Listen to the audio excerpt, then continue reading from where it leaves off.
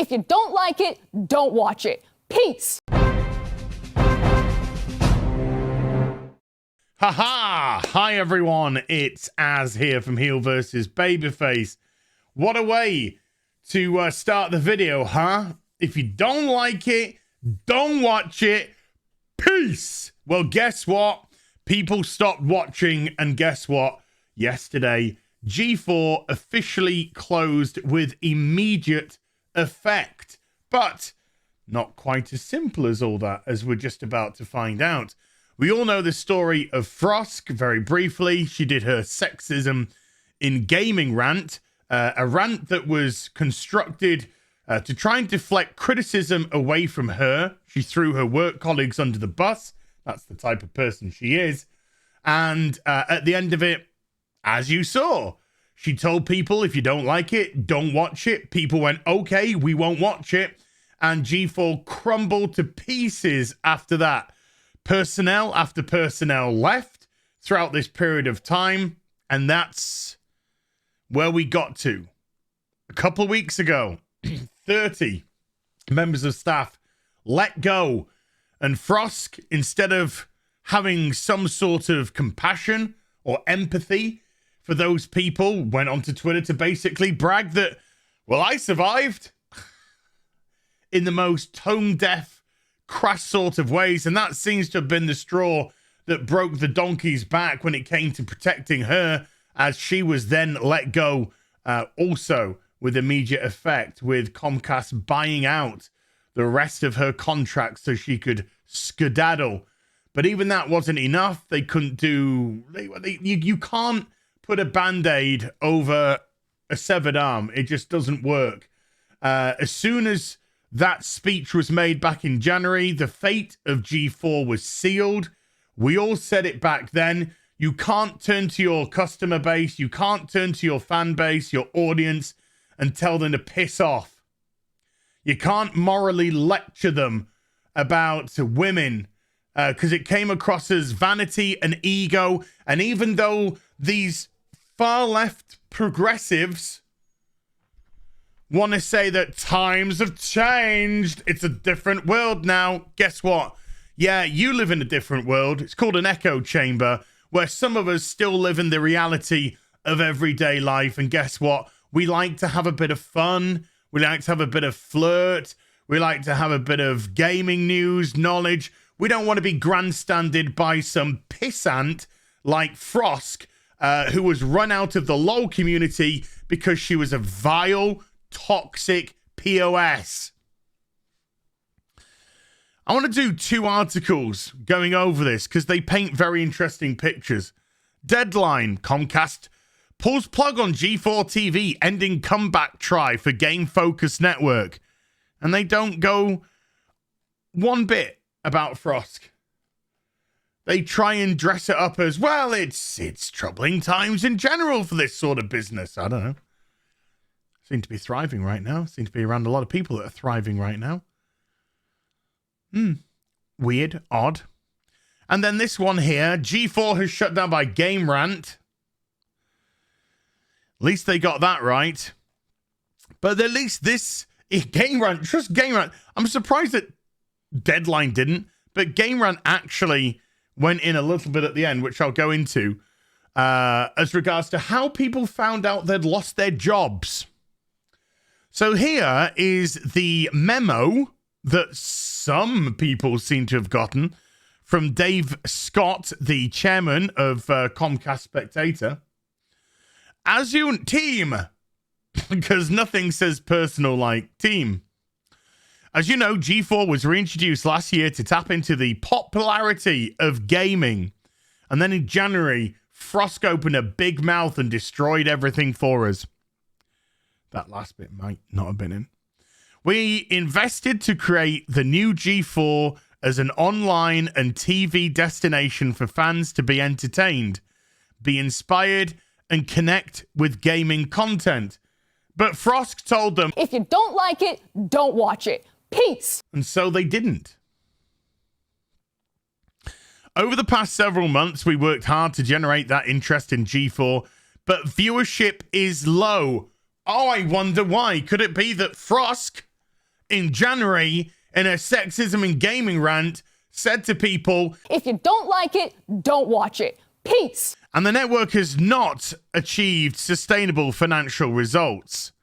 This is certainly not what we hoped for, and as a result, we have made the very difficult decision to discontinue G4's operations effective immediately. I know this is disappointing news, and I'm disappointed too. I want to thank you and everyone on the G4 team for the hard work and commitment to the network. Our human resources team is reaching out to you to provide you with support, discuss other opportunities that may be available, and answer any questions you may have. Thank you again for your hard work. For G4, which ended when Frosk said, you know the rest. Now then, this is the weird bit. As word about G4TV's demise on Twitter spread, it looks like the email memo did not get to the G4 employees before Deadline dropped the news. Members of the production staff reportedly were showing up to film content, heard that filming had been cancelled, and met with the HR representatives individually. Esports commentator Alex Golden Boy Mendez tweeted that he was in the middle of negotiating a new contract with G4 and Comcast. Jared, the completionist, Khalil, found out from a Wario64 tweet, and here it is down there. It says, hey, this tweet is how I found out I lost my job. How neat. Seems to be a highly organized, highly oiled machine, G4, doesn't it? And Scott the Wozniak, WWE star Austin Creed, a.k.a. Xavier Woods, and others have prior endeavors outside of G4 TV, and they possibly will return to, but many other staffers will be looking for new opportunities. And of course, those staffers looking for new opportunities were due to the fact that Frosk opened her mouth and said, if you don't like it, don't watch it. Peace. We're just doing what you wanted us to do. Just doing what you asked us to do, because your ego, your vanity, your hubris couldn't accept criticism for your big mouth opening up and coming out with opinions. And there's nothing wrong with coming out with opinions whatsoever. I do it all day, every day. But the problem is, you still have to accept the knockback that you might get from some of it. Some of it you may not agree with, and that's absolutely fine. But when they are your core audience, and you're getting a lot of it, maybe instead of pointing the finger that direction, point it that direction. The G4 shutdown joins a string of abrupt downsizing in the video game media space. Yes, the mainstream video media space, because they no longer service the customer. And we've said this time and time and time and time and time and time again. Your Kotakus, your Polygons, your G4s, all of these spaces. When you attack fans, that's your core audience. If you are working in video games media and you think your core audience is the developer, you're wrong. You're loco. You want your access, you want your little gift bags, you want to be invited for interviews, but do you know what? You don't have an ounce of integrity whatsoever. You attack fans at every given opportunity for whatever woke fucking piece of crap nonsense the Sphere is pushing on the NPC download that week. And guess what? Your average gamer, the regular people that look at you and go, fuck off. Don't tell me what to do. The regular people that want to have fun, that want to have enjoyment, that want to have a laugh. Just because you guys got no sense of humor, just because you people have got, yeah, I said you people, just because you people have got no idea what it's like to exist outside of your echo chamber. That's not our issue. And there's a whole fuck ton more of us than there are of you. And that's why a lot of games media has been downsizing at a rate of knots, because your opinions, your hit pieces, your crap, your attacks are completely antithetical to building up your business.